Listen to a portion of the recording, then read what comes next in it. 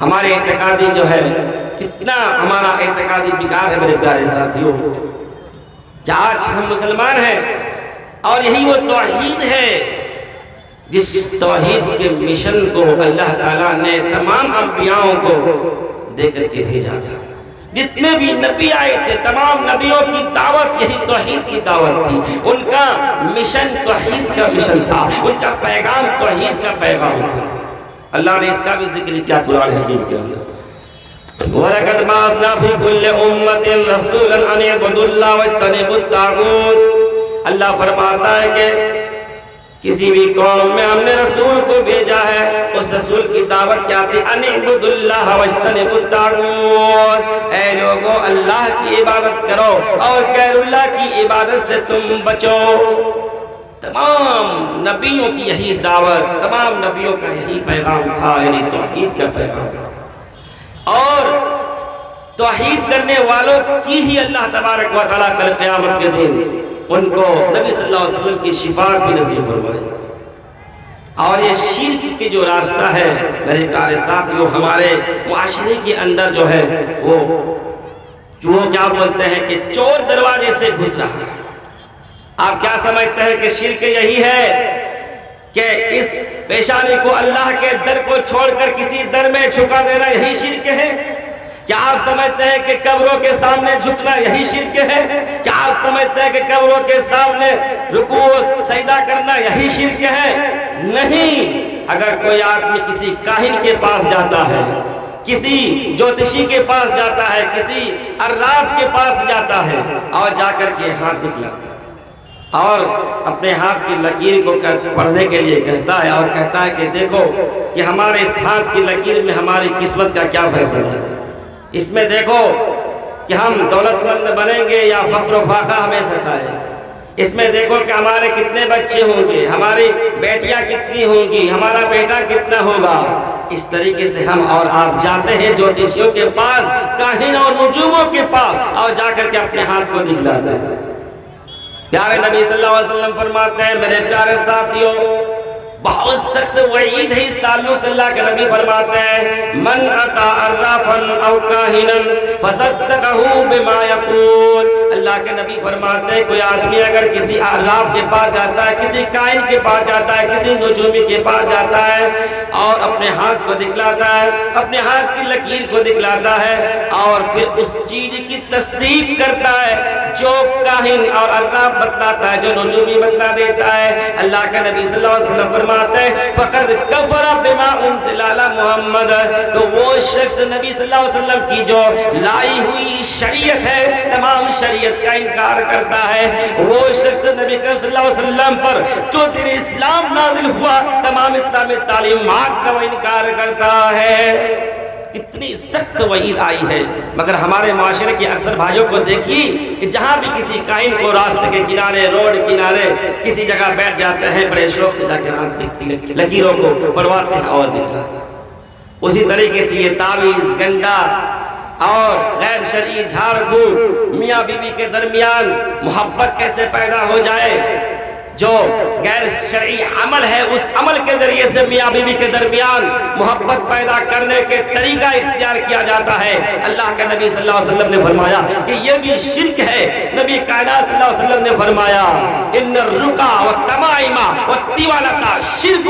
اے لوگوں سن لو کہ غیر شرعی جھاڑ پھونک، اے لوگوں سن لو کہ غیر شرعی طریقے سے جو تعویذ گنڈا بنایا جائے یہ، اور غیر شرعی طریقے سے عمل کر کے محبت میاں بیوی کے درمیان اگر پیدا کیا جائے تو یہ تینوں چیزیں شرک ہے، شرک ہے، شرک ہے۔ میرے پیارے ساتھیوں یہ بھی شرک ہے۔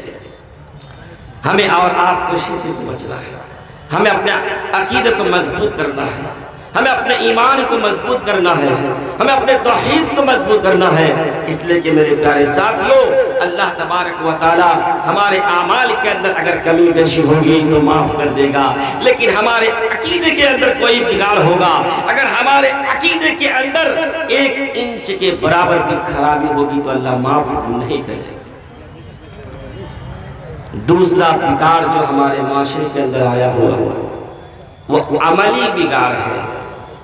عملی طور پر جو بگاڑ ہے جو اسلام کی بنیادی چیزیں ہیں ان چیزوں پر ہم میں سے اکثر لوگ عمل نہیں کرتے۔ اسلام کی بنیادی چیزیں کیا ہیں؟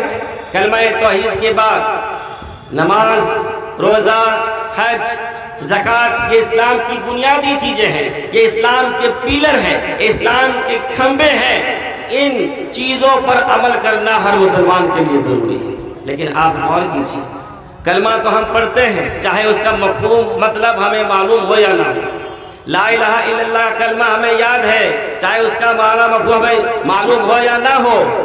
جیسے ہی آدمی لا الہ الا اللہ کا اقرار کرتا ہے تو اس پر سب سے پہلے جو عبادت فرض ہوتی ہے وہ نماز ہے۔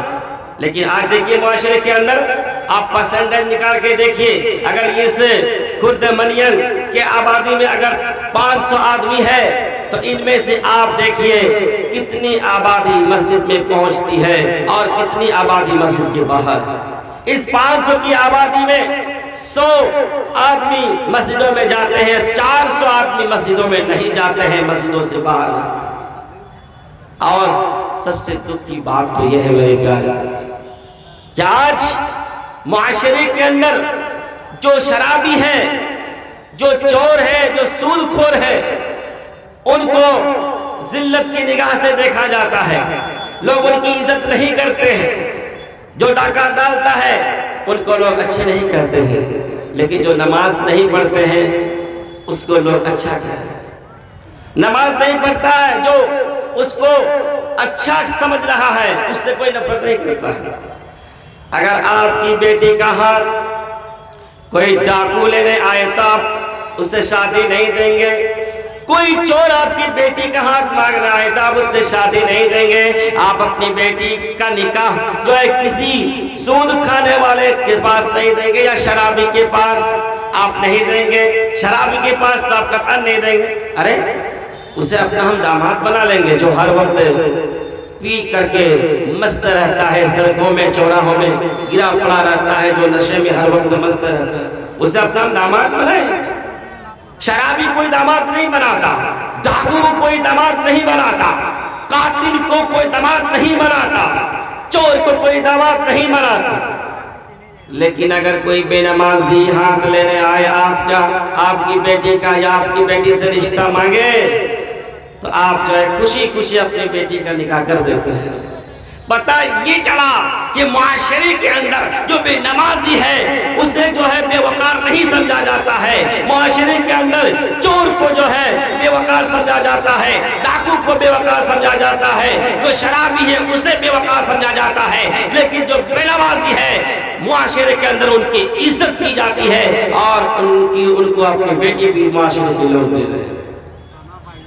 ابن قیم رحمۃ اللہ علیہ کی کتاب الصلاۃ، اہل علم حضرات اس کتاب کو پڑھ لیجئے گا، بہت ہی مفید کتاب۔ اس کتاب کے اندر ایک چیز لکھی ہوئی ہے، ابن قیم رحمۃ اللہ علیہ نے لکھا ہے کہ لوگوں سن لو، نماز چھوڑنا، نماز ترک کرنا، جان بوجھ کر کے نماز چھوڑ دینا، یہ شراب نوشی سے بھی زیادہ بدتر گناہ ہے، قتل کرنے سے بھی بڑا گناہ ہے، چوری کرنے سے بھی بڑا گناہ ہے، ڈاکہ ڈالنے سے بھی بڑا گناہ ہے، ان تمام چیزوں سے بڑا گناہ ہے۔ مگر آج بے نمازی کو اپنی بیٹی دیتے ہیں، لیکن شرابی اور چور اور ڈاکو اور قاتل کو اپنی بیٹی ہم نہیں دیتے ہیں۔ عمل سے یہی ثابت کر دیتے ہیں کہ ہم بھی نماز نہیں پڑھتے ہیں، ہمارا داماد بھی اگر نماز نہیں پڑھے گا تو اس میں کیا ہے؟